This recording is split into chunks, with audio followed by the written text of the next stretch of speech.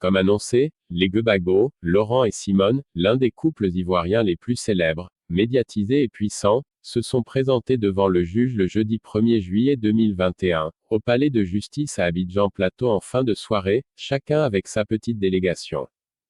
Il s'agissait pour le juge qui a été saisi d'une demande de divorce par l'époux, de les recevoir et de leur lire ce que dit le droit matrimonial ivoirien. Ce que le droit ivoirien dit du divorce et de ce que sont ses motifs pour l'enclencher. En clair, pour enclencher un divorce en Côte d'Ivoire, il faut qu'un certain nombre de choses, de faits, de preuves soient clairement bien établies. En effet, selon Franck 24, blogueur et homme de médias, le juge saisi par l'époux a en quelques minutes, d'abord parlé de conciliation entre les Gbagbo puis a insisté sur les conséquences d'un divorce pour eux, pour les enfants, sur les différentes familles respectives, avant de les renvoyer chez eux, réfléchir s'ils souhaiteraient vraiment divorcer malgré ce qu'il leur a dit et ce que le droit surtout dit du divorce. Les prochaines étapes au palais de justice seront plus alléchantes, puisqu'il s'agira de demander à l'époux d'exposer sur les motifs réels qui le poussent à demander le divorce et le juge demandera à l'épouse s'il acceptera cette demande de divorce engagée par son époux ou non. Si elle accepte, ce sera la fin d'un des mythiques couples qui a fait rêver les Ivoiriens. Si elle refuse, on assistera pendant à une bataille juridique entre deux dinosaures de la politique ivoirienne. L'époux va-t-il renoncer à son projet de divorce pour sauver son couple après ce bref passage chez le juge ou ira-t-il jusqu'au bout?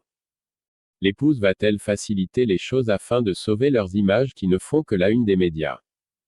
Les prochaines rencontres vont sûrement nous situer sur cette affaire. Toutefois, selon ma source qui est un ami de lutte de longue date des Gbagbo, l'épouse aurait confié à son cercle très restreint et à ses enfants que pour l'amour qu'elle porte à son époux, elle ne va pas aller à un bras de fer avec lui pour lui compliquer encore les choses.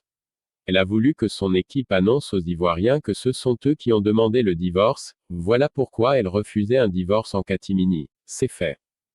Ce sont eux qui ont parlé de ça en public, elle va donc l'accepter mais, à une condition, le FPI. Elle ne souhaiterait pas que ce soit là une raison pour l'écarter de son instrument de politique pour qui, elle a tant souffert. Or Affi N'Guessan aussi est accroché à ce FPI et lui aussi sait que ces trois lettres, sa vie politique n'aura aucun sens. Mais pour certains proches de l'ex-première dame, ses parents proches d'elle et des collaborateurs proches même de Gbagbo, c'est niet. Qu'elle refuse d'accepter ce divorce qui ne va pas faire les affaires de leur parti. Or c'est maintenant qu'il faut préparer 2025 qui ne sera pas non plus un fleuve tranquille. Pour ses proches de l'épouse et de l'époux, s'il arrivait à divorcer, déjà qu'il y a une guerre froide entre les hommes de Dieu catholiques et évangéliques suite au retour de l'époux aux catholiques.